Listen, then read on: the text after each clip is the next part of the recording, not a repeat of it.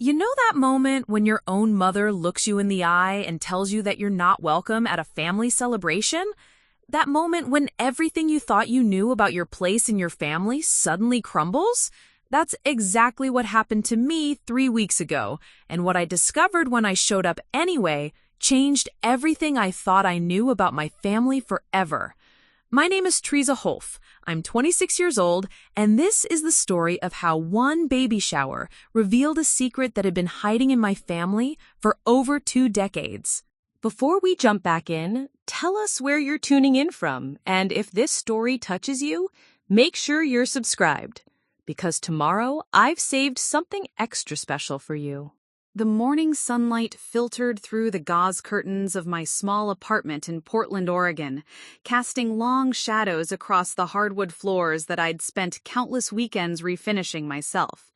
I was curled up on my thrift store couch with my laptop balanced on my knees, reviewing the quarterly reports for the nonprofit where I worked as a community outreach coordinator.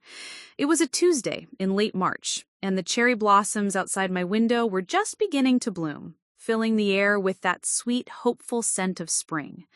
My phone buzzed against the coffee table, displaying my mother's contact photo, a picture of her laughing at last year's 4th of July barbecue, her auburn hair catching the sunlight, her green eyes crinkled with genuine joy. Linda Holf had always been the kind of mother who remembered everyone's birthdays, who kept photo albums meticulously organized, who could make anyone feel welcome in her home with just a warm smile and a cup of her famous cinnamon coffee. "Hey, Mom," I answered, expecting our usual Tuesday morning check-in about work, weather, and weekend plans. "Trisha, sweetheart." Her voice carried that particular tone she used when she had exciting news to share. "I have something wonderful to tell you. We're throwing a baby shower from Nullity next Saturday afternoon." Melody Peterson, well, technically Melody Holf now, was my older brother Derek's wife of 18 months. They had gotten married in a small ceremony at the Botanical Gardens downtown, and I'd served as Derek's best woman, a role that had surprised everyone but felt perfectly natural to me. Derek and I had always been close, despite the 4-year age gap. He was the steady, reliable one who'd followed in Dad's footsteps into electrical engineering, while I was the one who'd chosen a degree in social work and spent my free time volunteering at the local animal shelter. Melody herself was something of an enigma to me. She was beautiful in that effortless way that made other women simultaneously admire and resent her. Long blonde hair that always seemed perfectly styled, a laugh that sounded like wind chimes, and an ability to make even the most mundane stories sound fascinating. She worked as a marketing coordinator for a tech startup and had this way of making everyone feel like they were the most important person in the room when she spoke to them. "That's amazing news," I said, genuinely excited. Derek and Melody had been trying to start a family for almost a year, and I knew how much this pregnancy meant to them. "When did she tell you? How far along is she?" "She's about 12 weeks along," Mom said, and I could hear the smile in her voice. She wanted to wait until she was safely through the first trimester before we started planning anything big. "I'm thinking we'll do it at the house, maybe set up tables in the backyard if the weather holds. You know how much she loves those garden parties we see in magazines." I was already mentally cataloging my schedule, thinking about what gift I might get for my future niece or nephew, wondering if I could take a half day on Friday to help with decorations. "What time should I be there? Do you want me to bring anything specific? I could make those lemon bars that Derek always requests for—" "Oh, honey," Mom's voice suddenly shifted, becoming softer, more careful. There was a pause that stretched just a beat too long, filled with something I couldn't quite identify. "Okay, so what time works best? I can adjust my schedule however you need." Another pause, longer this time. I could hear the grandfather clock in my parents' living room ticking in the background, the same clock that had marked time throughout my entire childhood. "Sweetheart, I think it might be better if you sit this one out." The words hit me like ice water. I actually pulled the phone away from my ear and stared at it for a moment, as if the device itself might explain what I'd just heard. "I'm sorry, what?" "It's just Melody has some very specific ideas about how she wants this day to go, and she's asked that we keep things really small and, well, focused. Mom, I'm Derek's sister. I'm going to be this baby's aunt. The words came out sharper than I intended, but the hurt was already spreading through my chest like spilled ink on paper. What do you mean, focused? I know this is hard to understand, honey, but Melody is in a delicate state right now, and she needs everything to be just perfect. She's been very specific about wanting only the people who are closest to her there. Her mother, her sister Rachel, her best friend from college, her work friends from the startup. Family is important, but this is really about celebrating Melody and making her feel supported. I stood up abruptly, my laptop sliding onto the cushions behind me. Through my window, I watched a young mother pushing a stroller down the sidewalk, her toddler running alongside with a bright red balloon. The normalcy of the scene felt suddenly surreal against the conversation I was having. But I am family, Mom. Derek is my brother. This baby is going to be my blood relative. Of course you are, sweetheart. And there will be plenty of other opportunities to celebrate with them. Maybe we can do something special, just the immediate family, after the baby is born. But this particular event, Melody just needs it to be a certain way. The hurt was transforming into something sharper now, something that tasted metallic in my mouth. Did Derek ask for this too? Did he say he doesn't want me there? Derek doesn't really get involved in these kinds of social planning decisions. You know how he is with parties and gatherings. He's leaving all the details to Melody and me. I started pacing the length of my small living room, from the kitchen doorway to the window and back again. Mom, this doesn't make sense.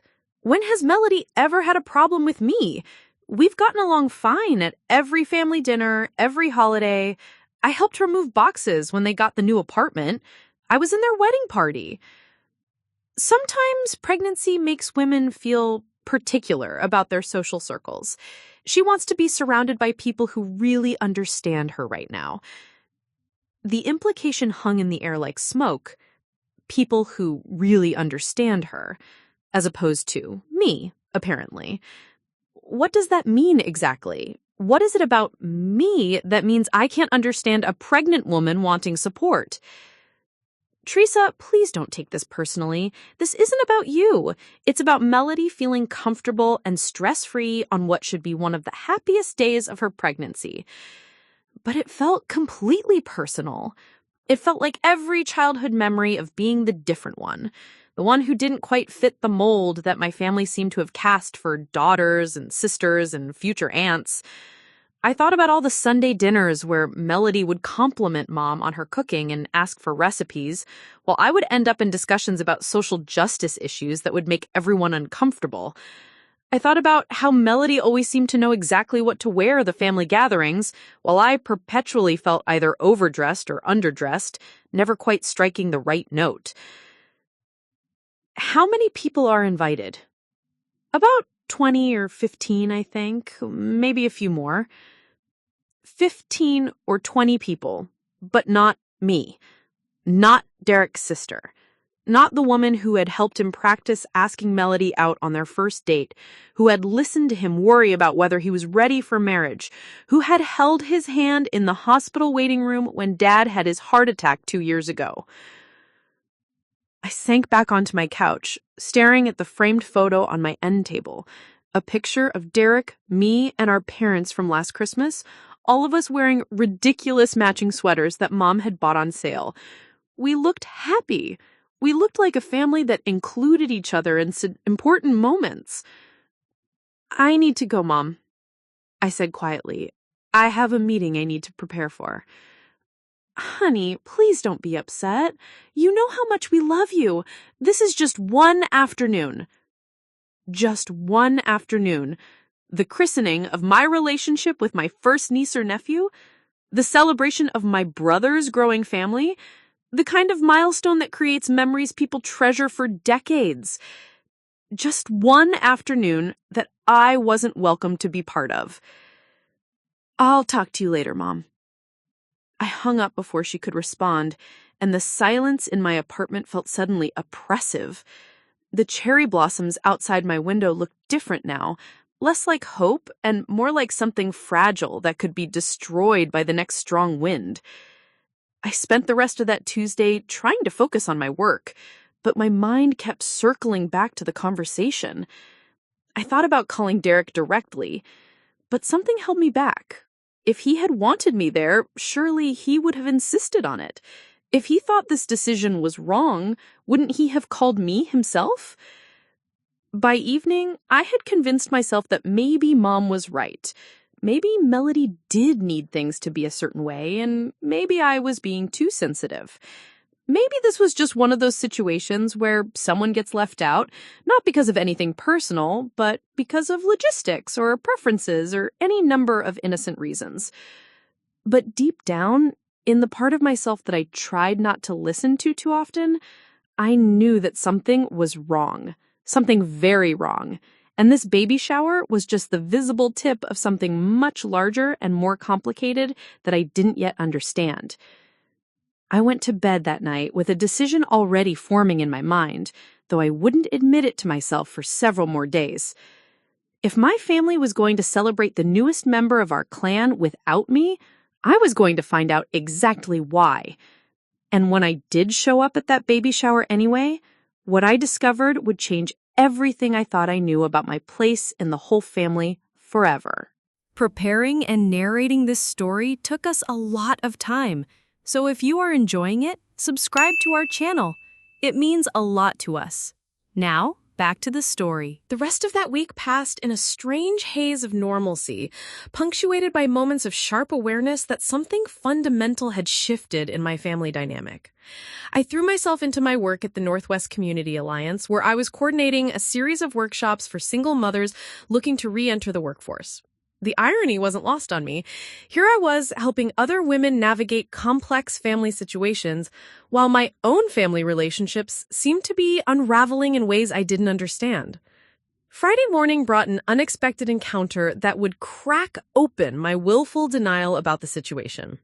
I was standing in line at Powell's Books clutching a pregnancy and parenting guide I'd impulsively decided to buy for Melody, a peace offering maybe, or perhaps just my way of proving to myself that I could be supportive even from a distance. The book felt heavy in my hands, its glossy cover promising answers to questions about bringing new life into the world. Triza? Oh my God, is that really you? I turned around to find Rachel Morrison, Melody's younger sister, standing behind me with an armload of baby books that made my single purchase look pathetic by comparison. Rachel was 23, fresh out of college with a marketing degree, and possessed the same effortless beauty as her sister, but with darker hair and a more nervous energy. She was wearing designer jeans and a cashmere sweater that probably cost more than I spent on groceries in a month. "Rachel, hi," I managed, hoping my surprise didn't show too clearly on my face. "Doing some research for tomorrow?" Her expression shifted immediately, confusion flickering across her features like a shadow. "Tomorrow? Oh, you mean the shower. Yeah, Melody's been texting me constantly about final details. She's so excited she can barely sleep." She paused, studying my face with an intensity that made me uncomfortable. "Wait, you're going to be there, right? Melody mentioned something about the guest list being finalized, but I assumed..." The words hung in the air between us, and I felt that familiar cold sensation in my stomach again. Rachel's assumption that I would obviously be attending my own sister-in-law's baby shower made my exclusion feel even starker and inexplicable. "Actually, no," I said, trying to keep my voice light and casual. "It sounds like they want to keep things really intimate, just the closest friends and family." Rachel's eyebrows shut up, and she actually took a step back as if I'd said something shocking. "But you're Derek's sister. You're going to be the baby's aunt. How is that not close family?" The validation of my own confused hurt felt both comforting and deeply unsettling. If Rachel, Melody's own sister, was surprised by my exclusion, then I wasn't being overly sensitive or dramatic. Something really was off about this situation. "I was surprised too," I admitted. But Melody apparently has some specific vision for how she wants the day to go. Rachel shifted her weight from one foot to the other, glancing around the bookstore as if making sure no one was listening to our conversation. When she spoke again, her voice was lower, more careful. That's weird, Triza. Really weird. Melody's been planning the shower for weeks, and she's been talking about it nonstop. She mentioned Derek's family would be there, and I just automatically assumed that meant you too. What exactly has she said about it? Just normal stuff, how excited she is, how your mom is helping with all the decorations, how she wants everything to be perfect for the baby's first celebration. She picked out this whole theme around new beginnings and spring flowers. She paused, biting her lower lip. But now that I think about it, she has been kind of intense about the guest list. She kept saying she wanted to make sure only the right people were there, people who would understand the significance of the moment. I thought she was just being a perfectionist pregnant lady, you know? The phrase, right people, hit me like a slap. It echoed what my mother had said about people who would really understand Melody, and it carried implications that made my chest tighten with a mixture of hurt and growing anger. Did she say anything specific about me? I asked, hating how vulnerable that question made me sound. Rachel looked genuinely uncomfortable now, shifting her books from one arm to the other and avoiding my eyes. When she spoke again, her voice was lower, more careful. Not directly, but there was this one conversation we had last weekend when I was helping her address invitations. She was being really particular about each name, and when I asked if she wanted me to write one for you, she got kind of quiet and said something about how some people might not understand the importance of family harmony right now. Family harmony? As if my presence would somehow disrupt the peaceful celebration of new life? As if I was some kind of troublemaker who couldn't be trusted to behave appropriately at a baby shower? What did she mean by that? I honestly don't know. I asked her to explain, but she just changed the subject and started talking about centerpieces. You know how Melody gets when she doesn't want to discuss something. She just redirects the conversation and acts like the topic never came up. I did know that about Melody. It was something I'd noticed at family gatherings, her ability to smoothly steer conversations away from anything that made her uncomfortable. I'd always admired it as a social skill, but now it felt more like a defensive maneuver. We moved forward in line, the conversation pausing as we navigated around other customers browsing the pregnancy and parenting section. I found myself studying Rachel's face, looking for clues about what she might know that she wasn't saying. She had always seemed straightforward and honest, but she was also Melody's sister, and family loyalty could make people say, or not say, all kinds of things. "Rachel," I said quietly as we approached the register, "do you think there's something I should know? Something about why Melody doesn't want me at the shower?" She was quiet for a long moment, and I could see her having some kind of internal debate. Finally, she sighed and looked directly at me. "I don't know for sure, but there have been a few conversations lately where Melody seems really concerned about family dynamics. She keeps talking about wanting to make sure the baby grows up in a stable, traditional environment, and how important it is that everyone in the family is on the same page about values and priorities." The words felt deliberately vague, like Rachel is trying to convey something without directly saying it. What kind of values and priorities? I honestly couldn't tell you. Whenever I try to get specific, she changes the subject or says she doesn't want to get into family politics right now. But she's been really focused on making sure everything in the baby's life is going to be, conventional, normal. She's been reading all these books about creating the perfect environment for child development, and she's become kind of obsessed with the idea of eliminating any potential sources of confusion or conflict. Something clicked in my mind, a memory from last Thanksgiving that I hadn't thought about in months. Melody had been asking me about my work with the Community Alliance, specifically about our programs for LGBTQ+ youth. At the time, I'd thought she was just making conversation, but I remembered how her questions had felt slightly pointed, almost clinical. And I remembered how she'd grown quiet when I talked about the importance of creating safe spaces for kids who didn't fit traditional family molds. "Rachel, can I ask you something, and will you give me an honest answer?" She nodded, though she looked nervous. has Melody ever said anything to you about me specifically? About my lifestyle or my choices or anything like that? The hesitation before her answer told me everything I needed to know, even before she spoke.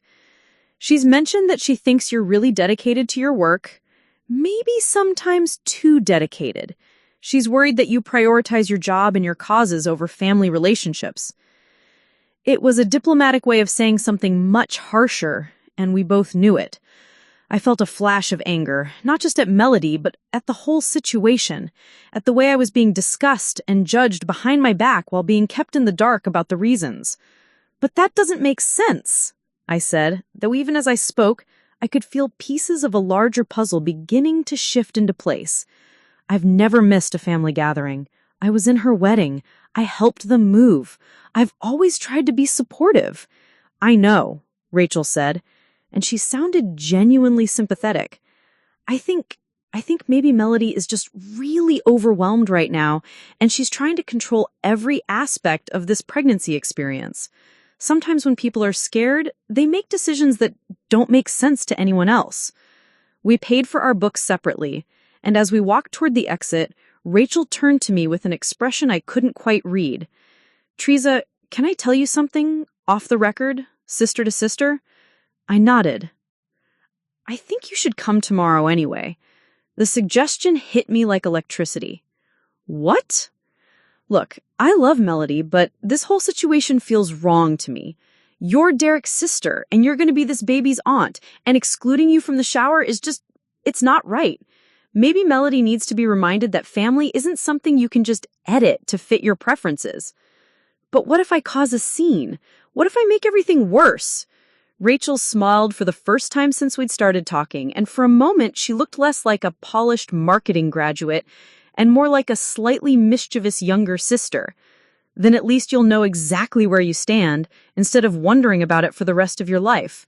And who knows? Maybe showing up will force everyone to have the conversation they should have had weeks ago. As I walked to my car, Rachel's words echoed in my mind. Maybe showing up would force the conversation that needed to happen. Maybe the only way to understand why I'd been excluded was to witness firsthand what I was supposedly being excluded from.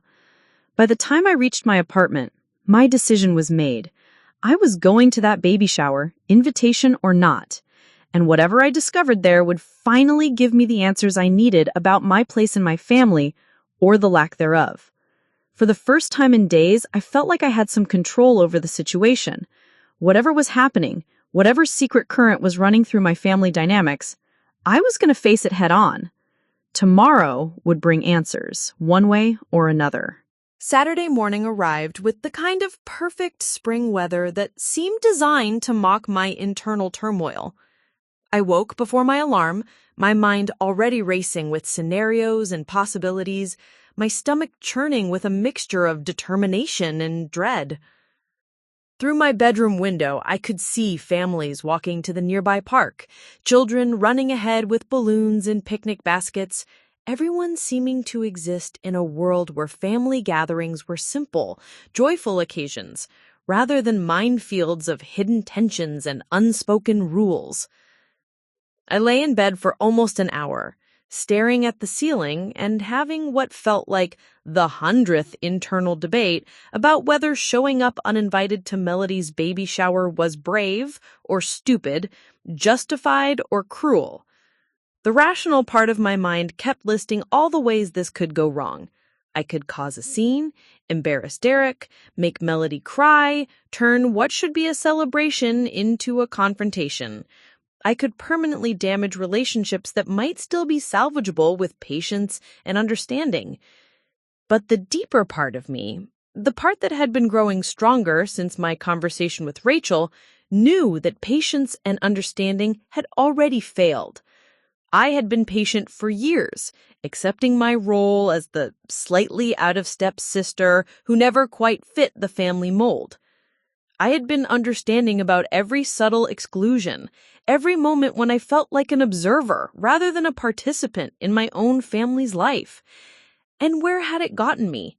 Banned from celebrating my future niece or nephew? Dismissed as someone who couldn't be trusted to maintain family harmony? I finally got up and made coffee, going through the familiar ritual of grinding beans and measuring water while my mind continued its anxious loop. The apartment felt too quiet, too still, as if it were holding its breath along with me. I thought about calling someone, my best friend Sarah maybe, or my cousin Marcus, who had always been good at putting family drama into perspective. But something held me back. This felt like something I needed to figure out on my own, a test of my own courage and conviction that couldn't be solved by asking for advice or validation. Instead, I found myself standing in front of my closet, facing the peculiar challenge of choosing an outfit for a party I wasn't invited to. What does one wear to crash a baby shower? Something that said responsible family member but not trying too hard? Something that said, I belong here, without screaming, I'm making a statement. I finally settled on a navy blue dress that Derek had complimented at Easter last year. Conservative enough to seem appropriate, familiar enough to remind everyone that I was family too. I paired it with the pearl earrings my grandmother had given me for my college graduation, thinking that maybe wearing something with family history would serve as a visual reminder of my legitimate place in the Holf legacy. As I got ready, fragments of conversations from the past few months began surfacing in my memory with new clarity. I thought about the way Melody had grown quiet when I mentioned bringing a date to their housewarming party last fall, how she'd quickly changed the subject to talk about curtains and furniture arrangements.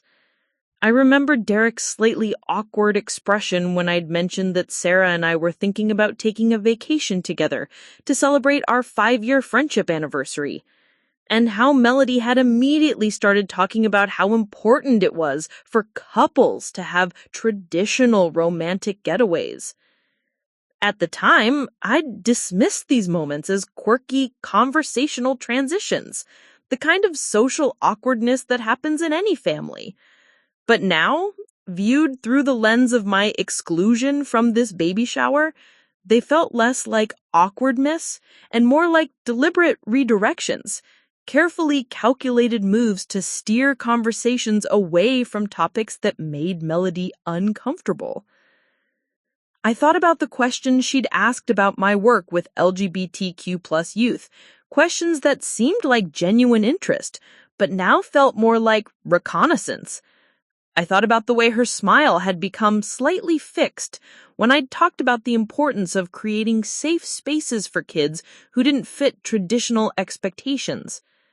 I thought about her comments about wanting the baby to grow up in a stable, traditional environment, and her concerns about family harmony. The pieces were starting to form a picture I didn't want to see, but couldn't unsee once it began to emerge. By 11:30, I was dressed and ready, but paralyzed by the enormity of what I was about to do. The shower was supposed to start at 1 o'clock at my parents' house, a 15-minute drive from my apartment. I had never shown up uninvited to a family gathering before. I had never directly defied my mother's explicit instructions. I had never forced a confrontation when everyone else seemed to be committed to avoiding one. I made another pot of coffee and sat at my kitchen table, staring at the wrapped gift I'd bought for Melody, a beautiful baby blanket made by a local artisan, soft and cream-colored and embroidered with tiny birds. I'd spent 20 minutes choosing the wrapping paper, selecting a pattern with delicate flowers that seemed appropriate for a spring shower. Now it sat on my table like evidence of my naive optimism, my foolish belief that good intentions and thoughtful gestures could bridge whatever gap had opened between me and my family. My phone buzzed with a text message, and I grabbed it eagerly, hoping it might be Derek or even my mother reaching out with an explanation or an invitation or just some acknowledgement that this situation was as strange and painful as it felt to me. Instead, it was Sarah. Hope you're having a good weekend. Want to grab brunch tomorrow and hear about the baby shower? I bet your mom went completely overboard with decorations. The casual assumption that I would have attended, that I would have stories to share about cute games and terrible gift wrapping, and my mother's legendary tendency to overdecorate hit me like a physical blow. Even my best friend assumed that I would obviously be included in my own family's celebrations. The fact that I wasn't felt increasingly surreal and increasingly wrong. I typed and deleted several responses, unsure how to explain a situation I didn't fully understand myself. Finally, I settled on, actually, taking some time to myself today. We'll call you tomorrow. It wasn't a lie exactly, but it wasn't the truth either. I was taking time to myself, time to decide whether to fight for my place in my family or accept my apparent exile from it. I walked to my living room window and looked out at the street, watching neighbors come and going from their Saturday errands, couples walking dogs, teenagers riding bikes. Everyone seemed to exist in a world where family relationships followed predictable patterns, where sisters were invited to baby showers and exclusions came with explanations. At 12:15, I made a decision that surprised me with its clarity and finality. I was going to drive to my parents' house, but I wasn't going to barge in and demand answers. Instead, I was going to park down the street and observe.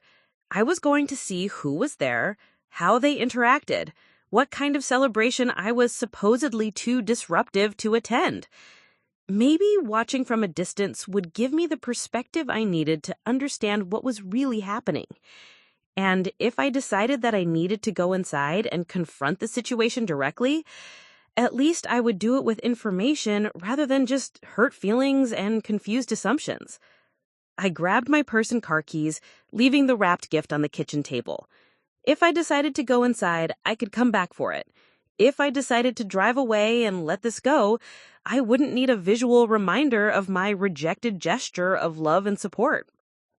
The drive to my parents' neighborhood felt both endless and too short, my mind swinging between determination and doubt with every red light and turn. I found myself rehearsing potential conversations, imagining different scenarios, trying to prepare for reactions I couldn't predict. As I turned onto Maple Street, the familiar sight of my childhood home came into view.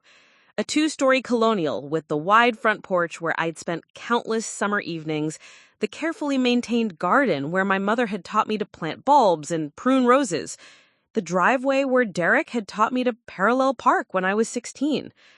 Cars lined both sides of the street, more than I had expected for an intimate gathering.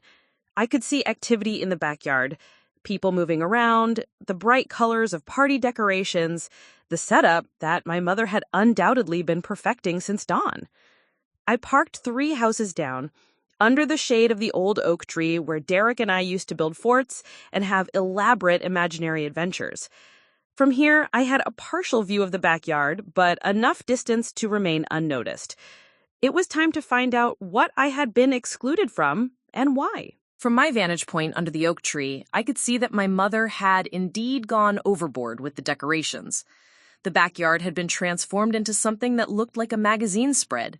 White and yellow balloons tied to every fence post, delicate floral arrangements on tables draped with pale pink linens, string lights that would create a magical glow as the afternoon progressed into evening. A banner reading, "Welcome, Baby Holf," stretched between 2 maple trees, and I could see at least 3 different gift tables already overflowing with beautifully wrapped presents. The guests were arriving steadily now, and I found myself cataloging each person like a detective gathering evidence. There was Mrs. Patterson, Melody's mother, wearing what looked like a brand new lavender suit and carrying an enormous gift bag. Behind her came a group of women I didn't recognize, presumably Melody's work friends from the startup, all of them dressed in that effortlessly polished way that suggested they'd coordinated their outfits via group text. Then I saw my own mother emerge from the house, wearing her favorite blue dress and the apron she only used for special occasions. She was carrying a tray of what looked like her famous mini quiches, smiling and greeting guests with the warm hospitality that had made our house the neighborhood gathering place throughout my childhood. Watching her play hostess to a celebration I'd been deliberately excluded from felt like a knife twisting in my chest. Derek appeared next, looking uncomfortable in khakis and a button-down shirt, his family event uniform that he always complained about but wore without argument.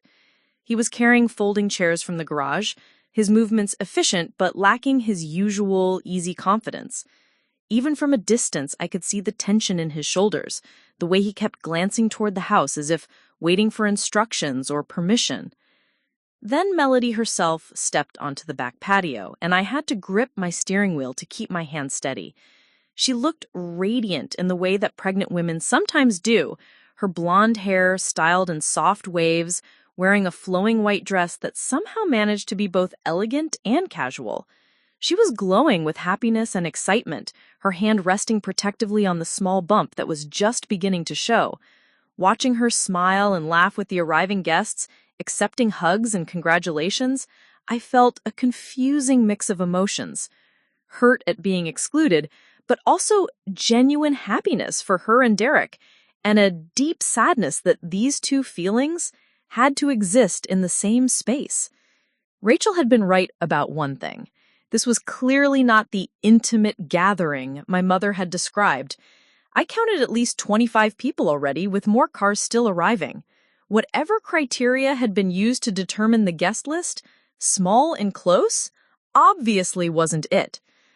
I was so focused on watching the party setup that I almost missed the black sedan pulling into the driveway. When I finally looked, my heart nearly stopped. Getting out of the car was Pastor Williams from New Hope Community Church, the church where my parents had been members for over 15 years, where Derek and Melody had been married, where my family had attended every Christmas and Easter service since I was in middle school. Pastor Williams wasn't just any family friend. He was the man who had counseled Derek and Melody before their marriage, who had performed their wedding ceremony, who knew every intimate detail of their relationship and their hopes for building a family together. His presence at the baby shower wasn't casual social attendance. It was deliberate, meaningful, purposeful. And suddenly, pieces of the puzzle that had been forming in my mind snapped into sharp, clear focus. I thought about the conversations I'd had with Pastor Williams over the years, polite exchanges after church services where he'd ask about my work and my life, with the kind of gentle probing that ministers were trained to do.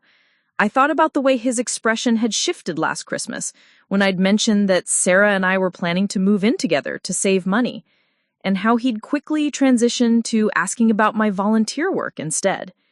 I thought about the New Hope Community Church's official stance on traditional family values, their emphasis on biblical marriage and conventional gender roles, their weekly sermons about protecting children from worldly influences that might confuse their understanding of God's plan for families. And I thought about the conversation I'd had with Derek 2 years ago, late one night after Dad's heart attack, when we'd been sitting in the hospital waiting room and talking about everything except the possibility that we might lose our father. Derek had asked me, seemingly out of nowhere, whether I thought he would ever want to get married and have kids of my own. When I'd given him an honest answer, that I wasn't sure marriage was for me, that I was more focused on my career and my friendships, that I thought there were many different ways to build a meaningful life, he'd gone quiet for a long time. At the time, I had assumed he was just processing his own fears about mortality and family legacy in the wake of Dad's health scare.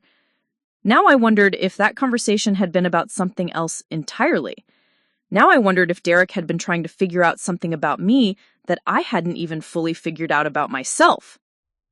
The realization hit me like cold water. My family didn't just think I was too unconventional or too career-focused to fit in at Melody's baby shower. They suspected something much more specific about me, something that made them believe I needed to be kept away from celebrations of traditional family milestones. They thought I was gay. The words sat in my mind like a stone, heavy and undeniable. And the most unsettling part wasn't their assumption. It was the fact that I couldn't immediately dismiss it as wrong. I had never seriously dated men, despite my mother's gentle suggestions about nice boys from church or coworkers who might be good matches. I had been telling myself and everyone else that I was just focused on my career, just hadn't met the right person yet, just wasn't interested in settling down. But sitting in my car outside my family home, watching a celebration I'd been excluded from, I was forced to confront the possibility that my family had seen something in me that I had been carefully not seeing in myself. Sarah and I had been best friends for 5 years, ever since we'd met at a conference for nonprofit workers. She was smart and funny and kind, with dark hair and expressive brown eyes, and a laugh that could make me feel better about any difficult day. We spent most of our free time together. We had inside jokes that no one else understood. We had talked about getting a place together to save money, and because we enjoyed each other's company more than anyone else's. And I had been telling myself that this was just friendship, just the kind of close bonds that some women were lucky enough to find with each other. But what if it wasn't just friendship? What if my family had recognized something about my feelings for Sarah that I had been determined not to acknowledge? What if their discomfort with my lifestyle choices wasn't about my career or my independence, but about something much more personal and much more threatening to their vision of traditional family values? My phone rang, startling me out of my spiraling thoughts. Derek's name appeared on the screen, and my heart jumped with hope and fear in equal measure. "Hey," I answered, trying to sound casual despite the fact that my hands were shaking. "Triza, where are you?" Derek's voice sounded strained, tired in a way that had nothing to do with the early hour. "I'm at home. Why?" "Mom mentioned that you might be upset about the shower situation. I just wanted to check in with you, make sure you're okay." The careful way he phrased it, the shower situation, not being excluded or not being invited, told me that he knew exactly why I might be upset, but was choosing not to name it directly. "I'm fine," I said, though we both knew it was a lie. "How's the setup going?" "It's, a lot. Melody's been stressed all morning, making sure everything is perfect. You know how she gets about these kinds of events." I didn't know, actually. I'd never seen Melody stressed about a party before, because I'd never been excluded from one of her parties before. But I didn't say that. "Derek, can I ask you something?" A pause. "Sure. Did you know about me not being invited? I mean, did you know before Mom called to tell me?" Another pause, longer this time.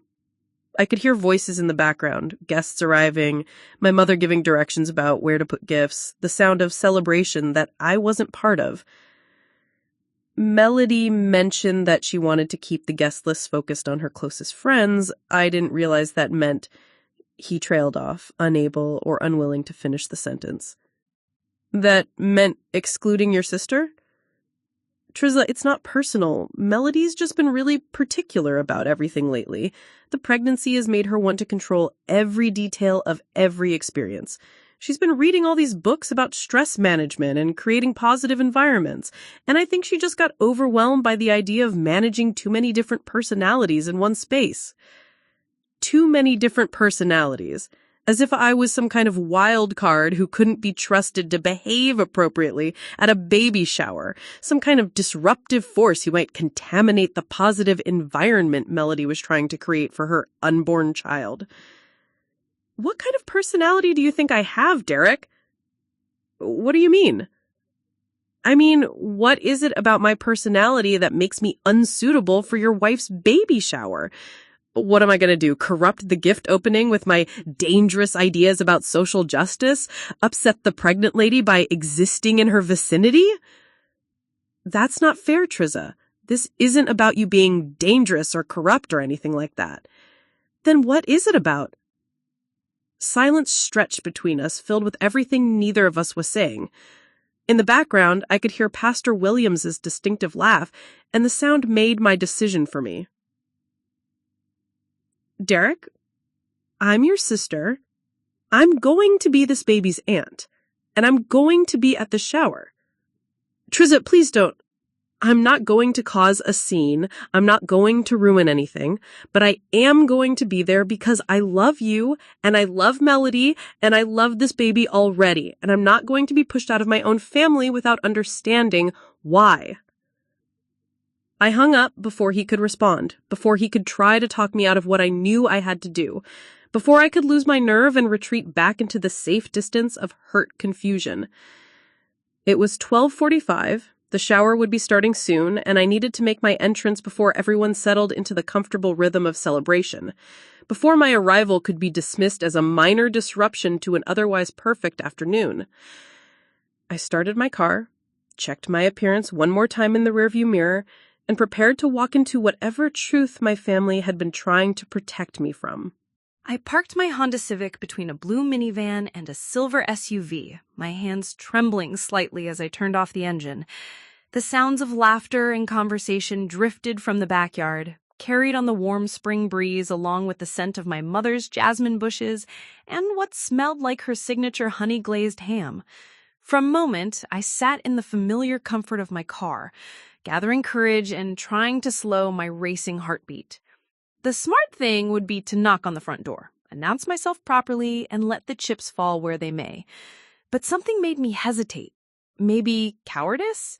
Maybe curiosity? Or maybe some instinct that told me I would learn more by observing before revealing myself. I walked around to the side yard, where the old garden gate stood partially hidden behind Mom's prized rhododendron bushes. This gate had been my secret entrance throughout my teenage years, the route I'd used to sneak back into the house after curfew or to slip out for midnight adventures with friends. The latch still stuck in exactly the same way it always had, requiring that specific combination of lifting and twisting that only family members knew. The gate opened silently onto the side yard, where I could position myself behind the large maple tree that had been my childhood climbing companion. From here, I had a perfect view of the entire party setup while remaining completely hidden from the guests. What I saw made my breath catch in my throat. This wasn't just a baby shower. It was a production. Every detail had been crafted with the kind of precision that suggested weeks of planning and significant expense. Round tables were draped in blush pink linens with centerpieces of white peonies and baby's breath. A dessert station featured an elaborate 3-tiered cake decorated with delicate sugar flowers, surrounded by coordinated cupcakes and petite fours. A gift table groaned under the weight of presents wrapped in matching paper and tied with silk ribbons. But it was the guests themselves that made me realize how carefully curated this gathering had been. I recognized most of the women from New Hope Community Church, the core group of families who attended every service, volunteered for every committee, and formed the social backbone of our congregation. Mrs. Anderson, who ran the children's ministry and had very strong opinions about appropriate role models for young people. Mrs. Chen, whose daughter had been sent to conversion therapy when she came out in high school. Mrs. Rodriguez, who had led the petition against the city's anti-discrimination ordinance last year. These weren't just Melody's friends or Derek's colleagues or even general family acquaintances. These were specifically the women from our church community who held the most traditional views on family structure, gender roles, and moral behavior. Women who would understand exactly what kind of family harmony Melody was trying to preserve by excluding me. I watched as Pastor Williams moved through the crowd, shaking hands with the husbands who had come to drop off wives and gifts, engaging in the kind of jovial small talk that he was known for. But even his presence felt deliberate rather than coincidental. This wasn't just a social call, this was pastoral oversight, spiritual approval of Melody and Derek's growing family. From my hiding spot, I could hear fragments of conversations as guests moved closer to my position near the garden beds. So wonderful to see young couples embracing traditional values. Exactly the kind of family we need more of in our community, setting such a good example for the next generation. Each overheard comment felt like another piece of evidence confirming what I had begun to suspect. This baby shower wasn't just a celebration, it was a statement, a declaration of allegiance to a particular vision of family life, one that apparently required my absence to maintain its purity. I shifted position slightly, trying to get a better view of the main seating area. when I spotted someone who made my heart skip with recognition. Jennifer Walsh, a woman I'd known since high school, was sitting at one of the round tables with her husband Mike and their 2 young children. Jenny had been out and proud since senior year, had married her wife in a beautiful ceremony 5 years ago, and had always been warmly welcomed at church functions despite some members' discomfort with her lifestyle. Except Jenny wasn't sitting with her wife today. She was sitting with Mike Walsh, a man I'd never seen before, wearing a ring and interacting with children who called him Daddy. The children had Jenny's distinctive red hair and freckles, but they clung to Mike with the easy familiarity of an established family unit. I stared harder, certain I must be misunderstanding what I was seeing. But there was no mistake. Jenny Walsh, who had been in a committed relationship with another woman for over a decade, was presenting herself at this baby shower as a traditional, heterosexual wife and mother. My mind raced through possible explanations. Maybe she'd left her wife. Maybe this was a new relationship I hadn't heard about. Maybe the children were from a previous relationship with Mike that I'd never known existed. But even as I grasped for rational explanations, a darker possibility was taking shape in my thoughts. What if Jenny hadn't changed her relationship status at all? What if she was simply playing a role, presenting a facade of heterosexual normalcy, because that was the price of admission to this carefully curated celebration? I pulled out my phone and quickly searched for Jenny's social media profiles, something I probably should have done before jumping to conclusions. Her Instagram account was still filled with pictures of her wife Amanda, their recent vacation to Seattle, their anniversary dinner just last month. The photos were recent, happy, completely at odds with the performance I was watching unfold at the baby shower. A terrible understanding began to settle over me. This wasn't just about excluding people who didn't fit Melody's vision of appropriate family celebration. This was about requiring the people who were invited to conform to specific presentations of themselves, to hide or edit parts of their identities that might complicate the narrative of traditional family values. Jenny was here, but only the straight version of Jenny. Only the version that could be safely displayed in front of Pastor Williams and the church ladies without raising uncomfortable questions or challenging anyone's worldview. I was beginning to understand why I had been excluded, and it had nothing to do with my personality or my work schedule or my tendency to discuss social justice issues at family dinners. I watched as Melody moved through the crowd, accepting congratulations and admiring the elaborate gift displays. She seemed genuinely happy, but there was also something performative about her interactions, a quality that suggested she was very aware of being observed and judged by the assembled guests. When she laughed at Mrs. Anderson's jokes about the challenges of raising children in today's world, when she nodded seriously at Mrs. Chen's advice about protecting babies from negative influences, when she squeezed Pastor Williams's hand and thanked him for his guidance during this special time, it all felt like a carefully choreographed demonstration of her alignment with their values. Then I saw her approach Jenny and Mike's table, and I crept closer to the fence line to hear their conversation. "Jenny, I'm so glad you could make it," Melody said, her voice carrying that bright enthusiasm she used for social occasions. "Mike, it's wonderful to meet you finally. Derek has mentioned how happy you two are together." Jenny's smile looked strained around the edges, but she played her part perfectly. "We're thrilled to be here, Melody. Congratulations on this beautiful blessing. Mike and I were just talking about how excited we are to watch Derek step into fatherhood. It's such an important transition. Building a family is the most meaningful work any of us can do." Melody nodded approvingly. "Exactly. That's why it's so important to surround ourselves with people who understand the sanctity of marriage and family life, people who can model healthy, traditional relationships for the next generation." The words hit me like physical blows.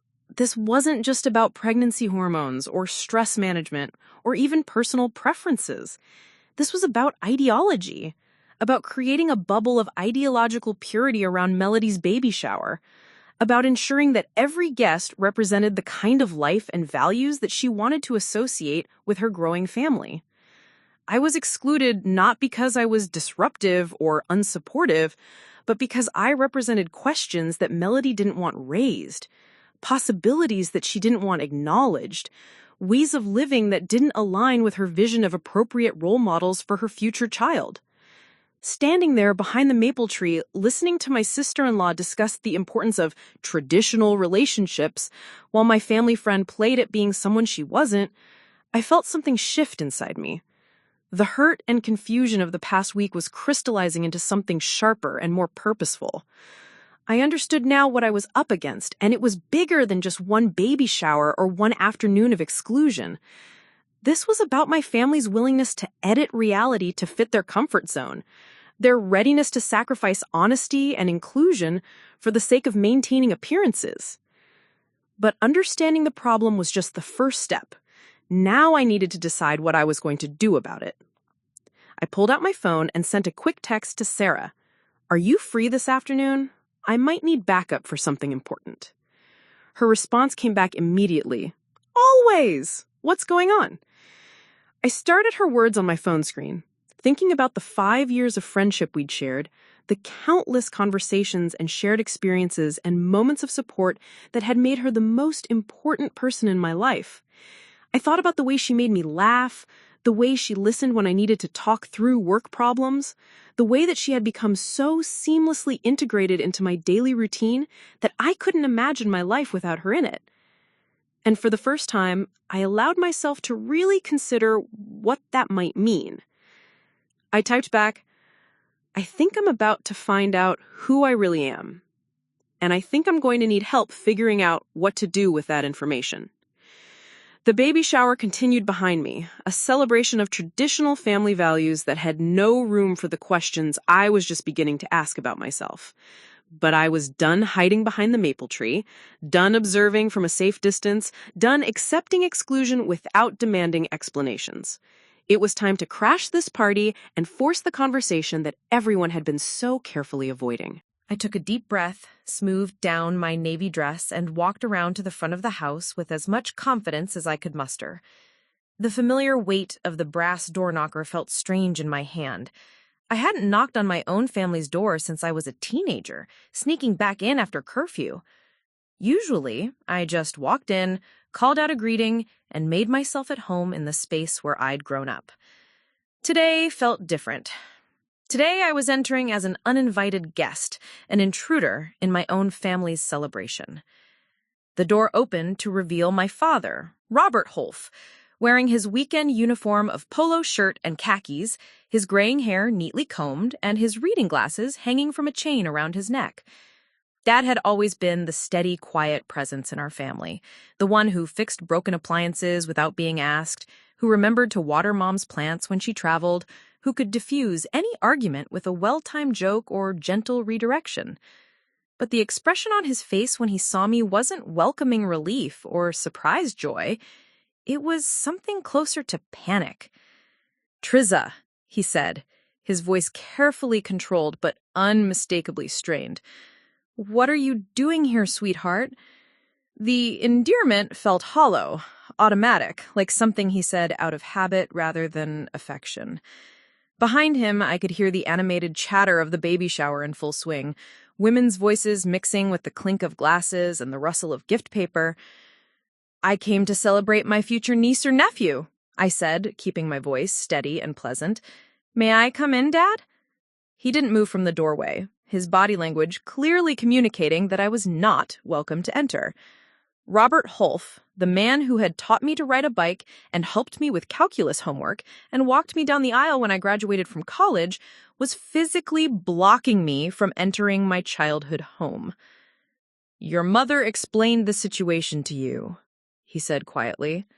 "This is Melody's day, and she needs things to be a certain way. You can celebrate with Derek and the baby another time." "What way, Dad? What exactly is it about me being here that would ruin Melody's day?" He glanced over his shoulder toward the backyard as if checking to make sure our conversation wasn't being overheard. When he looked back at me, his expression was pained, conflicted in a way I'd rarely seen from him. Not anger exactly, but a kind of protective coldness that made clear I was now seen as a threat to be managed rather than a daughter to be welcomed. Triza, I need you to leave. Now, before you upset Melody or cause a scene that ruins this day for everyone. I'm not trying to cause a scene, Dad. I'm going to walk into my own family's backyard and congratulate my sister-in-law on her pregnancy. If that causes a scene, then the problem isn't with my behavior. I stepped forward, intending to gently move past him into the house, but he shifted to block me more completely. For a moment, we stood frozen in the doorway, father and daughter in a standoff that neither of us had ever imagined we'd find ourselves in. Robert, who is it? Mom's footsteps were approaching the front hallway, her voice carrying that slightly sharp edge she used when she was managing multiple tasks and needed immediate answers. Dad's shoulders sagged with defeat. It's Triza, Linda. She wants to join the party. The footsteps stopped. The silence stretched so long that I began to wonder if my mother had simply turned around and walked away rather than face this conversation. When she finally appeared behind my father, her expression was a careful mask of composure that didn't quite hide her underlying distress. "Honey," she said, and her voice was gentler than Dad's had been, but no less final. "I thought we'd discuss this. Today isn't the right time." "When will be the right time, Mom? When will I be welcome at my own family's celebrations?" She glanced past me toward the street, as if worried that neighbors might be watching this uncomfortable scene unfold. "Let's not discuss this here, on the front porch, where everyone can see. Then let's discuss it inside, at the baby shower, where I should have been invited in the first place." Mom stepped forward, positioning herself beside Dad in the doorway, presenting a united front that made my exclusion feel even more deliberate and absolute. "Triza, I understand that you're hurt, and I'm sorry about that, but Melody is in a delicate condition, and she's asked for a specific kind of support today. We need to respect her wishes." "What specific kind of support? What is it about my support that's different from everyone else's?" I could see her struggling with how much to say, how explicit to make the reasons that had previously been hidden behind euphemisms and careful word choices. Behind her, the sounds of the party continued, laughter and conversation and celebration that was happening without me, despite me, in deliberate opposition to my presence. Melody wants to be surrounded by people who share her values about family life and child rearing, people who can provide positive examples and supportive guidance as she prepares for motherhood. And I can't provide that because... The question hung in the air like a challenge, forcing my mother to either explain her reasoning or admit that her reasoning couldn't be explained without revealing its discriminatory nature. Because your lifestyle choices sent a different message about priorities and values. Because Melody is concerned about the kind of influences the baby will be exposed to as he or she grows up. There it was. Not quite explicit, but clear enough. My lifestyle choices, my career focus, my independence, my close friendship with Sarah, my lack of interest in traditional dating had been interpreted as something dangerous to expose a child to, something that needed to be carefully managed and contained. "Mom, what exactly do you think my lifestyle choices are?" She looked uncomfortable, glancing again toward the backyard where her guests were waiting for her return. "You're very career-focused, very independent. You've never shown much interest in the kinds of relationships and life goals that most women your age prioritize. Melody is worried that as the baby grows up, those attitudes might be confusing." "Confusing how?" "Children need clear examples of what healthy adult relationships look like. They need to see models of traditional family structures so they can understand their own place in the world." The words felt like a slap, not just because of the implications for me, but because of what they revealed about my mother's own beliefs and fears. This woman who had raised me to be independent and strong, who had supported my decision to pursue a career helping vulnerable populations, who had always told me that my worth wasn't dependent on finding a husband, this same woman was now suggesting that my very existence might be harmful to my own niece or nephew? "And you agree with this?" I asked, staring directly into my mother's eyes. "You think I'm a bad influence on children? You think my presence at a baby shower would somehow damage this baby's development? Her eyes filled with tears, but her position in the doorway didn't waver. I think Melody has the right to make decisions about what kind of environment she wants for her pregnancy and her child. And I think sometimes when we love someone, we have to respect their needs even when we don't fully understand them. Even when those needs require excluding other people we love? Yes, she whispered, and the word fell between us like a door closing. Behind me, a car door slammed, and I turned to see Sarah climbing out of her blue Subaru, her dark hair pulled back in a ponytail, wearing jeans and a sweater that made her look younger than her 28 years. She was carrying a small wrapped gift and looking around with curiosity at the cars lining the street. "I got your text. You said you needed backup for something important." I turned back to look at my parents, both of them staring at Sarah with expressions that confirmed every terrible suspicion that had been building in my mind. They weren't just seeing my best friend arriving to support me. They were seeing proof of everything they had been afraid of, evidence of the lifestyle choices that made me unsuitable for inclusion in traditional family celebrations. The crisis I had been dreading was about to begin now, and there was no way to stop it now. Sarah's presence on the front walkway seemed to freeze everyone in place for a moment that stretched like taffy. I could see my parents processing her arrival, their expressions shifting from discomfort to something approaching alarm. Sarah, meanwhile, looked between the three of us with growing confusion, clearly sensing the tension but not understanding its source. "Did I interrupt something?" she asked, her voice careful and polite in the way it became when she wasn't sure of her welcome in a situation. Before I could answer, my mother stepped forward with the kind of forced brightness she used when trying to smooth over awkward social moments. "Sarah, how lovely to see you. Triza was just stopping by to drop something off." It was a lie designed to dismiss me, to reduce my presence to a brief errand rather than an attempted participation in family celebration. But it also gave me an opening I hadn't expected. "Actually, Sarah's here because I asked her to come with me to the baby shower," I said, surprising myself with the clarity and steadiness of my voice. I thought it would be nice for Melody to meet the person who's been the most important support in my life for the past 5 years.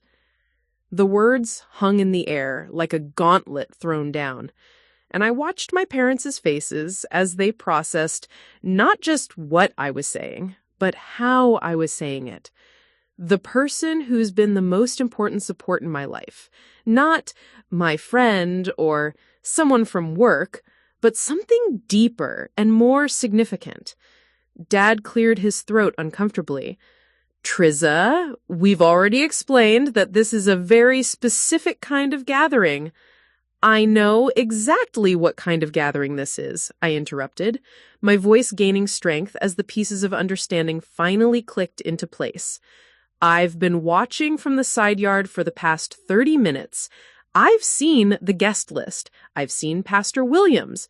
I've seen Jenny Walsh pretending to be married to a man she barely knows, while her actual wife sits at home uninvited." My mother's face went pale. "You were spying on us?" I was trying to understand why my own family would exclude me from celebrating my future niece or nephew, and now I do understand. This isn't about pregnancy stress or intimate gatherings or family harmony. This is about ideology. This is about making sure everyone at this party fits a specific mold of what you consider acceptable family members. Sarah stepped closer to me, her confusion deepening. "Triza, what's going on? What's this about Jenny Walsh?" I turned to look at her, this woman who had been my closest friend and confidant for 5 years, whose opinion mattered more to me than almost anyone else's, whose presence in my life had become so natural and essential that I'd never stopped to examine what it really meant. "Sarah, my family has decided that I'm not an appropriate influence for children. They think my lifestyle choices might be confusing or harmful to this baby as it grows up." "Your lifestyle choices?" Sarah's voice carried a note of disbelief. You work for a nonprofit helping families in crisis. You volunteer at an animal shelter. You read to kids at the library on weekends. What possible lifestyle choice could they object to? The question forced me to confront something I'd been circling around for months without acknowledging directly. Standing there on my parents' front porch, with my family blocking the doorway and my best friend looking at me with genuine confusion, I finally found the courage to say out loud what everyone else had apparently already figured out. They think I'm gay, Sarah. They think we're together, and they think that makes me unsuitable to be around their grandchild. The silence that followed was deafening. Sarah's eyes widened, not with shock at the accusation, but with something that looked like recognition, as if I'd finally named something she'd been aware of but hadn't known how to address. Are we? She asked quietly. Together, I mean. It was the simplest question in the world and the most complicated one I'd ever been asked. I thought about the way my heart raced when she texted me, the way I found excuses to spend extra time with her, the way I felt more myself when I was with her than in any other relationship I'd ever had. I thought about the nights we'd fallen asleep watching movies on my couch, the way we could communicate entire conversations with just a look, the way she was always the first person I wanted to share good news or bad news with.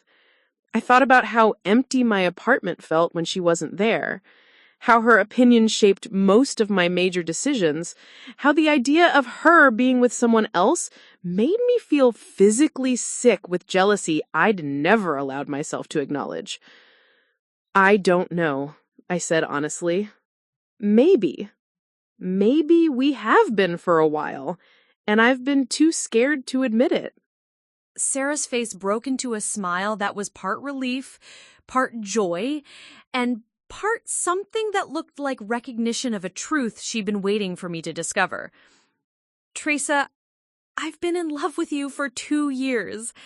I just didn't know how to tell you without risking our friendship. The confession hit me like lightning, illuminating everything that had been hidden in shadow. 2 years. She'd been feeling this for 2 years while I'd been telling myself that my feelings for her were just unusually strong friendship, just the kind of close bond that some women were lucky enough to find.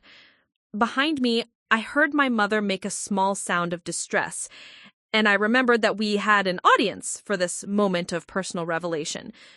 I turned back to my parents, both of whom were staring at Sarah and me with expressions of horror, as if we'd just confirmed their worst fears about corruption and inappropriate influences.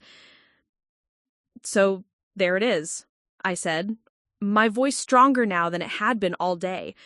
Your suspicions were right. I am gay. Sarah and I are something.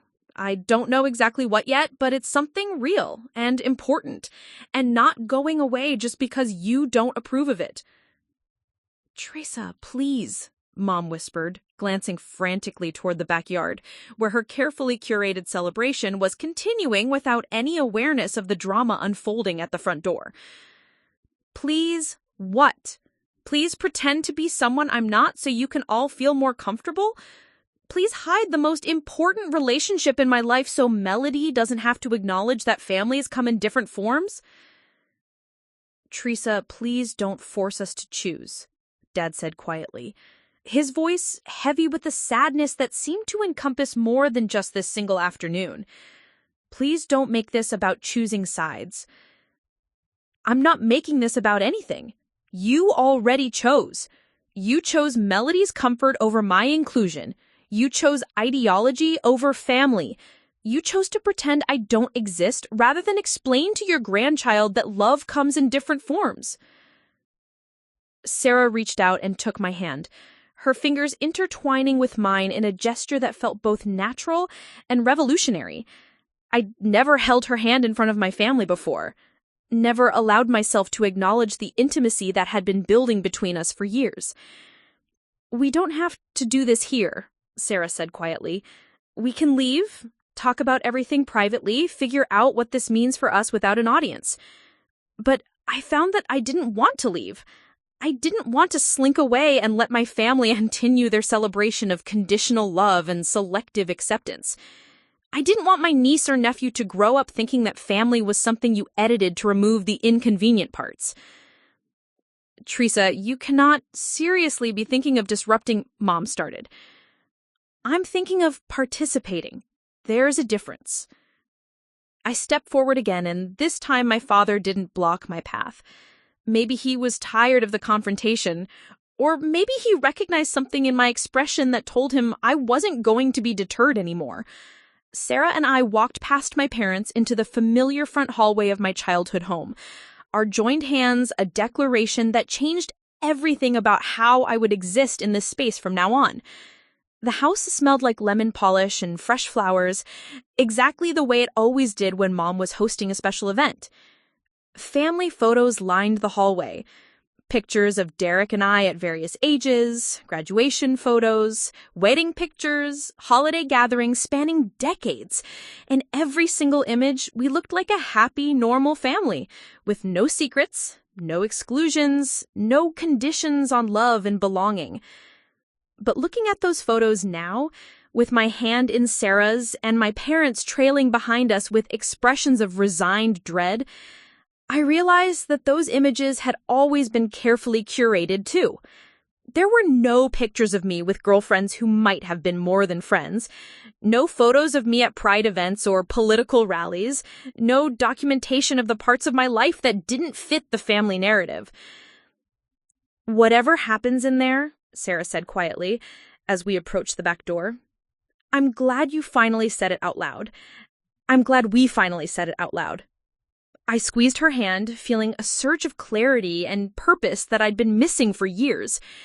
Whatever confrontation was waiting for us in the backyard, whatever consequences would follow from forcing this truth into the open, I finally knew who I was and what I was fighting for.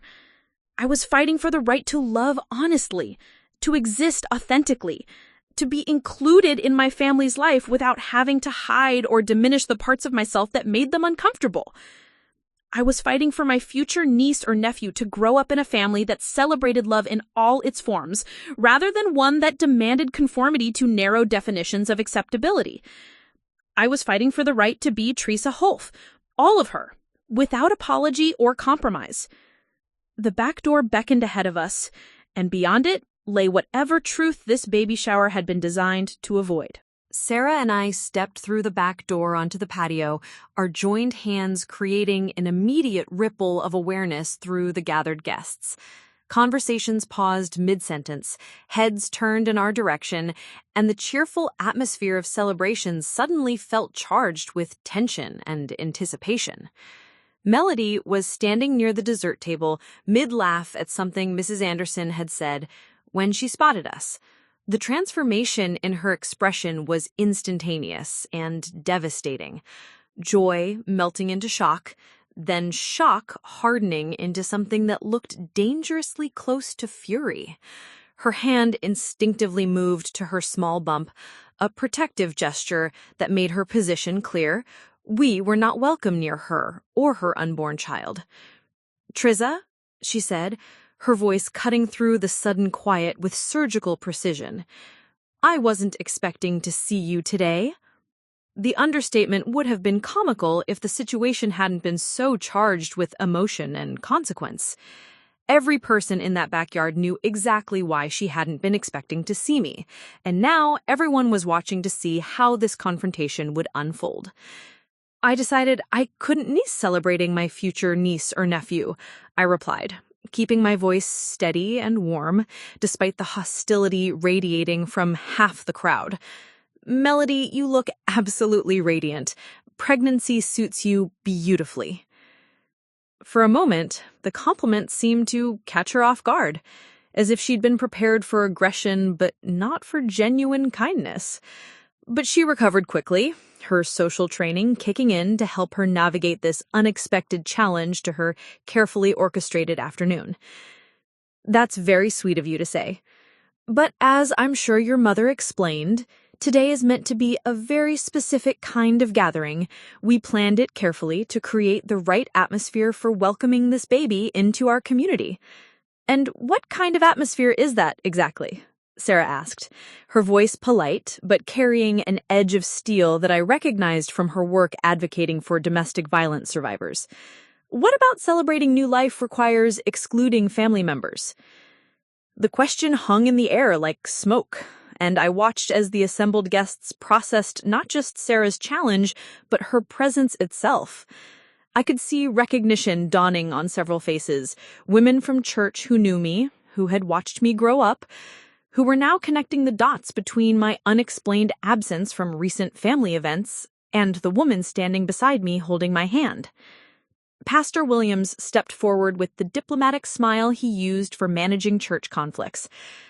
Perhaps we could have this conversation privately, rather than disrupting this joyful celebration for everyone else. No, I said, surprising myself with the firmness in my voice.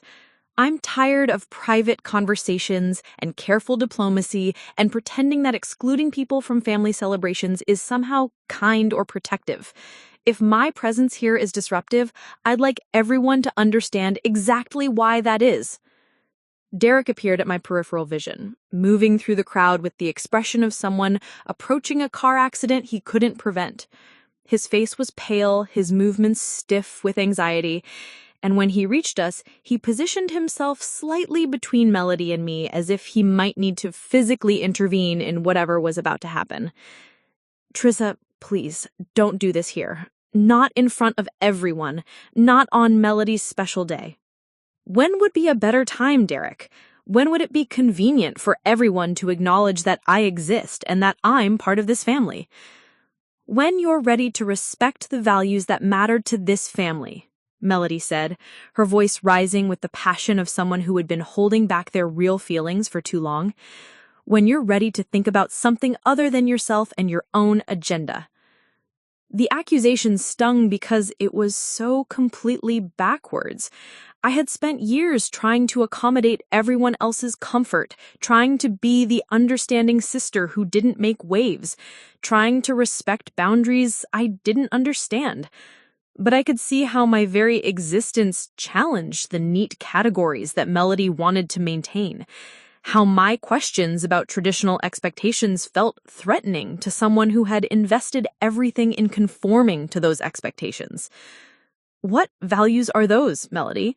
The value of excluding people who make you uncomfortable? The value of forcing people to lie about who they love? The value of teaching children that family love comes with conditions? The value of protecting children from confusion, Mrs. Anderson interjected, her voice carrying the authority of someone accustomed to being the moral arbiter of community standards. The value of providing clear examples of healthy relationships and family structures. And what's unhealthy about my relationship? Sarah asked, stepping slightly forward so she was no longer positioned behind me, but beside me, presenting a united front. What's confusing about two people who love and support each other? The question was simple, direct, and impossible to answer without revealing the prejudice that had been lurking under all the careful euphemisms and diplomatic language. I watched as several guests shifted uncomfortably, suddenly finding their shoes or their drinks more interesting than the conversation unfolding in front of them. It's not about you personally, Mrs. Chen said carefully, her voice carrying the practiced tone of someone who had given this speech before. It's about maintaining traditional family values and ensuring that children understand God's design for marriage and family life. God's design, I repeated, feeling something crystallize inside me with those words. So this is about religion. This is about your interpretation of Scripture being more important than actual family relationships. This is about protecting innocent children from influences that might lead them away from the path God has chosen for them, Pastor Williams said, his voice carrying pastoral authority, but also a gentleness that suggested he genuinely believed he was defending something sacred. "And what path is that?" I asked. "The path where family members are discarded if they don't fit the right mold? The path where people have to pretend to be someone they're not to earn love and acceptance? The path where celebrating new life requires excluding existing life that doesn't conform to narrow expectations?" I could see my words hitting their target, could see the discomfort spreading through the crowd as the ugly reality behind their beautiful celebration was dragged into the light. But I could also see something else, not just discomfort, but recognition. Several guests were looking at each other with expressions that suggested they were having their own moment of clarity about what they had been participating in. Jenny Walsh stood up from her table, her face flushed with what looked like relief and determination. "You know what?" she said, her voice carrying clearly across the backyard. "I'm tired of this. I'm tired of pretending to be someone I'm not just to keep other people comfortable." She turned to Mike Walsh, the man who had been playing the role of her husband for the afternoon. "Mike, thank you for doing this favor for me, but I can't keep lying about who I am. My wife Amanda should be here with me, celebrating new life and family joy, not hidden away because her presence might make people uncomfortable." The revelation sent another ripple of shock through the gathered guests, but it also seemed to give permission for honesty that had been suppressed by the demand for conformity. "This is exactly what I was trying to prevent," Melody said, her voice rising toward tears. "This is exactly the kind of drama and conflict I didn't want associated with my baby's first celebration. Can't you understand that I just wanted one perfect day without having to navigate complicated social issues?" "But we're not complicated social issues," I said gently, moving closer to her despite Derek's protective positioning.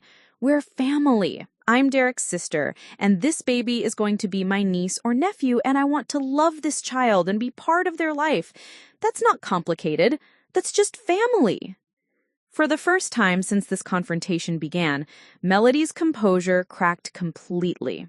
Tears spilled down her cheeks as she looked around at the disrupted party, at the guests who were now engaged in urgent whispered conversations among themselves, at the perfect celebration that had been derailed by the intrusion of messy reality. "I just wanted everything to be normal," she whispered. "I just wanted my baby to grow up in a world where everything made sense and followed the rules I understand." The vulnerability in her voice made my anger soften into something closer to compassion. I realized that Melody wasn't just discriminating against me. She was terrified of a world that didn't match the safe categories she'd been taught to rely on. "Normal is overrated," I said softly. "And love is love, whether it fits your rules or not. This baby is going to be lucky to grow up in a family that includes different kinds of love, different ways of building relationships, different examples of what it means to be happy and fulfilled." I let go of Sarah's hand long enough to approach Melody directly, moving slowly and carefully as if approaching a frightened animal. "I don't want to take anything away from you or this baby. I want to add to it. I want to be the aunt who teaches your child that family means accepting people as they are, not as you wish they were." Derek stepped forward then, his expression conflicted, but his voice finally carrying some of the strength I remembered from our childhood. "Melody, she's right. Triza is my sister, and she's going to be part of this baby's life, whether we acknowledge it today or not.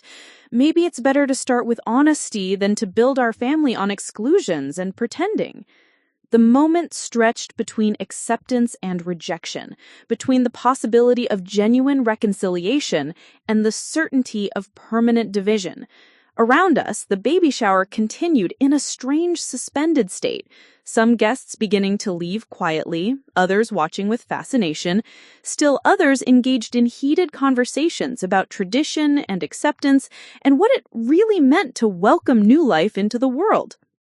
Melody looked at me, then at Sarah, then at Derek, her eyes searching for something that would make this decision easier. Finally, she wiped her tears and took a shaky breath. "I suppose I feel that if this baby is going to be part of the Holf family, they'll need to understand that the Holf family is more complicated than I thought. It wasn't a complete acceptance, but it was a beginning." It was an acknowledgement that reality was more complex than the perfect celebration she had tried to create, and that our family would need to find a way to include that complexity rather than hiding from it. As the afternoon continued, guests gradually adjusted to the new dynamic, conversations resumed, and the baby shower transformed from a showcase of ideological purity into something messier, but more honest. A real celebration of new life joining a real family with all the complications and contradictions that real families contain. And for the first time in months, I felt like I belonged exactly where I was. Up next, you've got 2 more standout stories right on your screen. If this one hits the mark, you won't want to pass these up. Just click and check them out. And don't forget to like, subscribe, and turn on the notification bell so you don't miss any upload from us.